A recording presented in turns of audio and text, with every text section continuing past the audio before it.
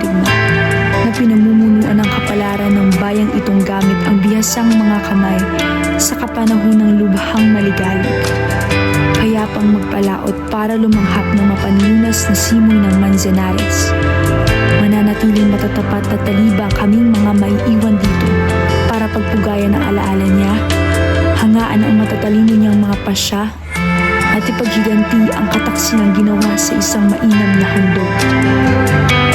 Gagawin natin ang mga ito kahit pamistulang, patutuyuin natin ang lahat ng dagat. Magiging isang walang kupas na tanda ng kanyang karilagan, kalmadong dugo at katapatan sa bayang ito, ang ganoong maalindog na relikiya.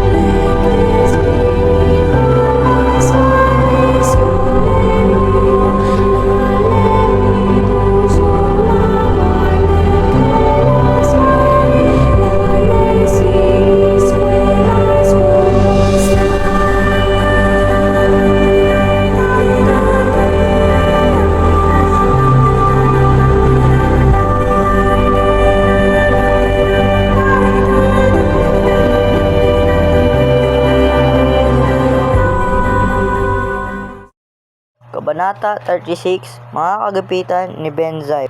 Sa pagtalakay ng kabanatang ito, sisimulan natin sa mga importanteng tauhan. Benzaib, Kapitan General, Padre Irene, Padre Salvi, Padre Camora, Simon. Dumako naman tayo sa mga mahahalagang pangyayari.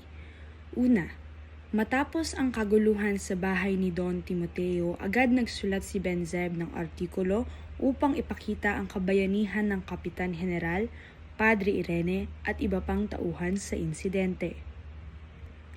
Ikalawa, hindi tinanggap ng pahayagan ang artikulo ni Benzaib dahil sa mahigpit na utos ng Kapitan General na huwag banggitin ang nangyari upang mapanatili ang dangal ng pamahalaan. Kumalat ang balita tungkol sa pagnanakaw sa isang bahay pahingahan ng mga praile sa Pasig kung saan sugatan si Padre Camora at natangay ang kaunting halaga ng pera. Sinubukan naman ni Benzaib na palakihin ang kwento ng pagnanakaw upang magamit ang kanyang mga isinulat, ngunit natuklasan niya na maliit lamang ang insidente at hindi ito sapat para sa kanyang nais na artikulo. Lumitaw ang mas seryosong balita na may kinalaman sa mga tulisan na nagplano ng pagsalakay sa mga kumbento at iniugnay si Simon sa nasabing grupo bilang tagapamuno na nagdulot ng matinding pagkalat ng takot at tsismis sa buong pamahalaan. Dumako naman tayo sa tagpuan ng kabanatang ito. Sa kabanata, 3 ang pangunahing lugar ang tinukoy. Ang bahay ni Kapitan Tiago kung saan naganap ang kaguluhan. Sa bahay ni Benzaib kung saan niya sinulat ang artikulo tungkol sa nangyaring kaguluhan. At sa kumbento sa Pasig kung saan natagpuan si Padre Camora na may sugat. Narito ang talas-salitaan. Una, kagipitan. Isang mahirap na sitwasyon o kalagayan kung saan kinakailangan ang agarang solusyon o aksyon. Paghimok, pagbibigay ng pakiusap o pag-uudyok sa isang tao na gawin ang isang bagay.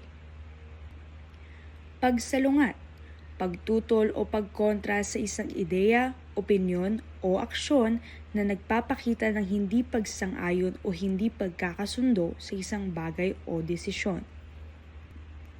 Panlilibak, nangangahulugang pang-aalipusta, pangungutya, o pang-iinsulto sa ibang tao na karaniwang may layuning magpatawa o magpahiya. Pagbabalat kayo, pagpapakita o pagpapanggap ng isang tao ng ibang katauhan o personalidad upang itago ang kanyang tunay na sarili. Dumako naman tayo sa mga aral at mensahe. Ang pagmamanipula ng media o anumang maaaring pagkuhanan ng impormasyon mula sa pahayagan ay may malaking epekto sa persepsyon at paniniwala ng madla.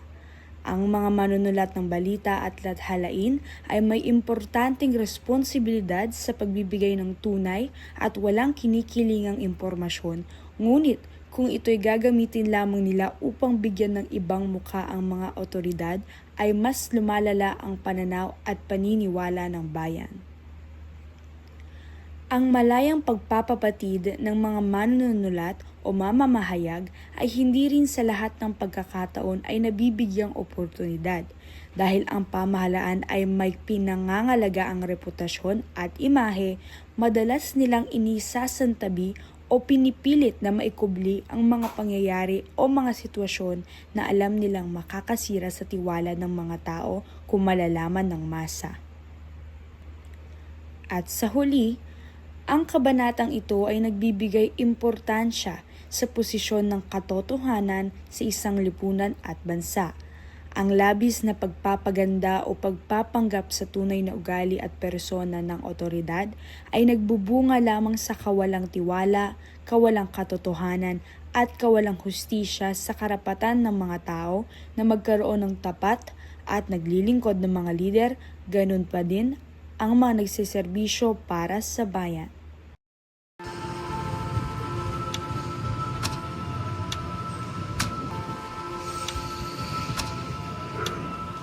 Ikaw, alam mo ba ang katotohanan?